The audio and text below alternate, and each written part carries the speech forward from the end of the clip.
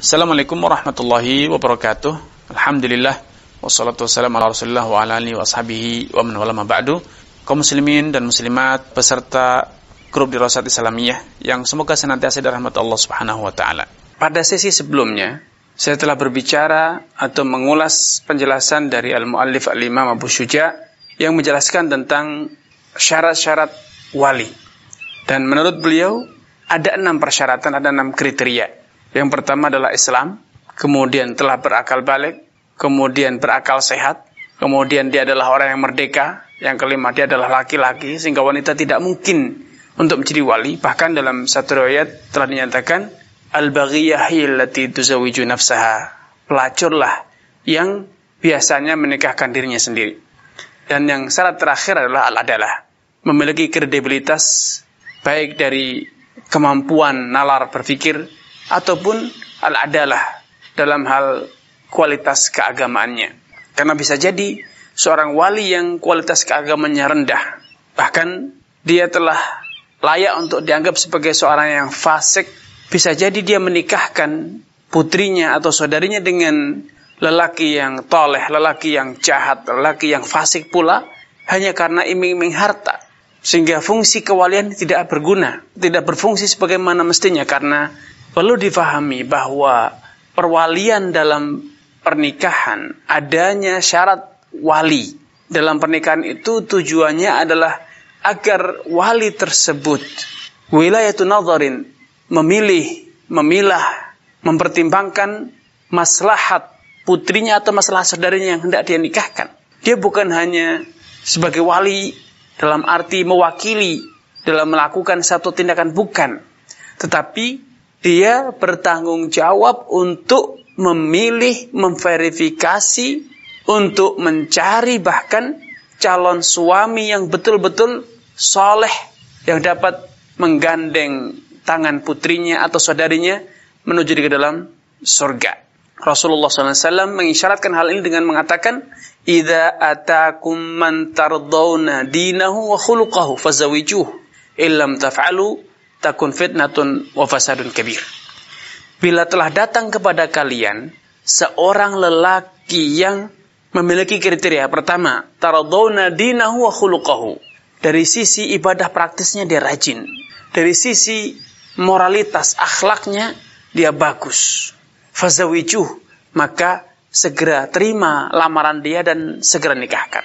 Illam taf'alu, kalau kalian tidak melakukan, masih pilih-pilih, padahal lelaki yang melamar itu adalah yang ahli ibadah, akhlaknya baik, perilakunya baik, masih juga dipertimbangkan panjang lebar, ditunda-tunda, masih juga tidak segera diterima lamarannya, maka bisa jadi akan muncul fitnah, kekacauan dan kerusakan yang sangat besar.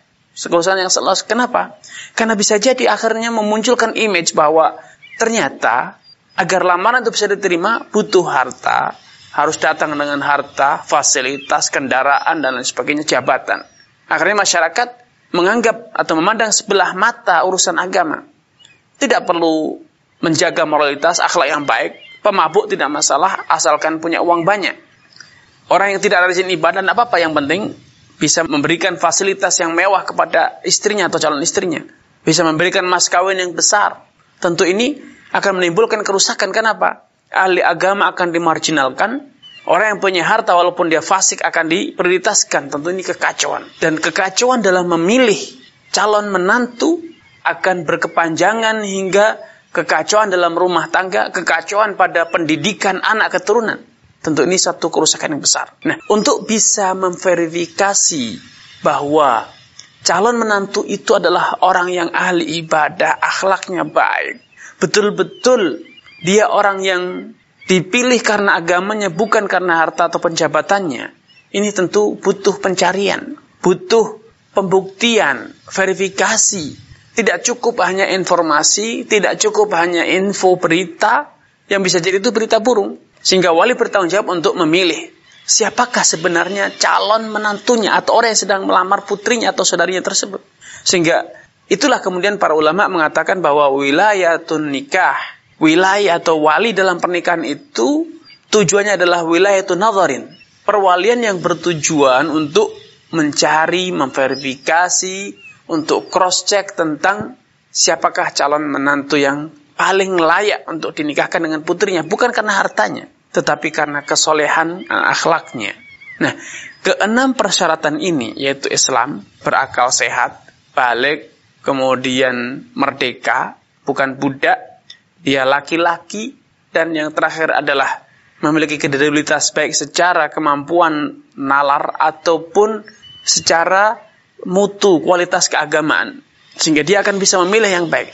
Keenam persyaratan ini juga berlaku pada orang yang boleh menjadi saksi dalam pernikahan, karena orang yang gila tentu tidak bisa diterima persaksiannya, sia-sia walaupun ada 1000 orang gila menjadi saksi, maka persaksian mereka tidak ada manfaatnya. Terlebih ketika dibutuhkan ketika terjadi sengketa di majelis hakim misalnya. Atau orang yang fasik, orang yang matre, yang penting siapa bayar. Ada uang maka semua beres. Ada fulus maka semua urusan mulus. Maka persaksian mereka bisa dibeli. Suatu saat ketika dibutuhkan mereka menunaikan saksi, bisa jadi mereka tanpa merasa berdosa ingkar, mengatakan saya tidak pernah menyaksikan adanya pernikahan tersebut. Kenapa? Karena ternyata sudah dibayar oleh salah satu pihak yang berkepentingan untuk merusak rumah tangga tersebut misalnya. Tentu kondisi ini sangat buruk. Karena adanya saksi yang tidak dapat diterima persaksiannya di pengadilan agama kelak bila dibutuhkan, maka tentu ini sia-sia. Padahal fungsi dari adanya saksi dalam pernikahan adalah sebagai alat bukti bila dibutuhkan, baik ketika ada orang yang menuduh kedua orang yang telah menikah ini bahwa mereka kumpul kebo misalnya menjalin hubungan di luar pernikahan, atau suatu saat ada sengketa masalah waris, mewarisi, maka adanya saksi pernikahan ini suatu saat bisa jadi sangat bermanfaat untuk membuktikan adanya ikatan pernikahan yang itu menjadi alasan adanya waris mewarisi, atau adanya hubungan nasab kalau itu dengan anak keturunan dan sebagainya. Apalagi bagi orang yang menikah lebih dari satu, ya tentu kehadiran para saksi ini sangat dibutuhkan untuk mencegah terjadinya hal-hal yang tidak diinginkan. Karena itu wajar bila para ulama mengatakan idealnya yang dijadikan sebagai saksi bukan sekedar dia tokoh, bukan sekedar dia orang yang dikenal, tetapi orang yang tidak akan memperjualbelikan persaksiannya dengan apapun. Dia akan qawamina lillahi syuhada bil haq. Dia akan betul-betul menegakkan persaksiannya di saat dibutuhkan, betul-betul lillah, tidak materi, tidak minta uang, dan juga persaksiannya tidak bisa dibeli, tidak bisa ditebus dengan apapun.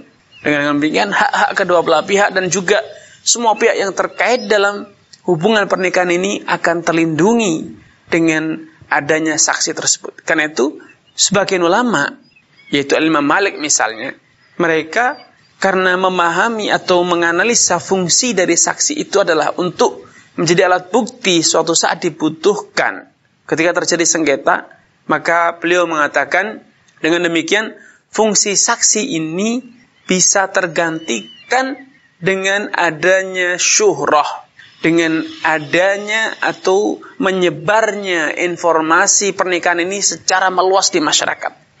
Sehingga tidak akan ada lagi celah sekecil apapun untuk kemudian meragukan adanya pernikahan tersebut atau mengingkari tentang terjadinya pernikahan tersebut. Karena dalam teori ilmu fikih, dalam teori peradilan Islam, bahwa seseorang boleh bersaksi berdasarkan dengan syuhrah, berdasarkan dengan telah familiarnya atau telah menyebar luasnya suatu informasi itu tanpa ada yang mengingkari.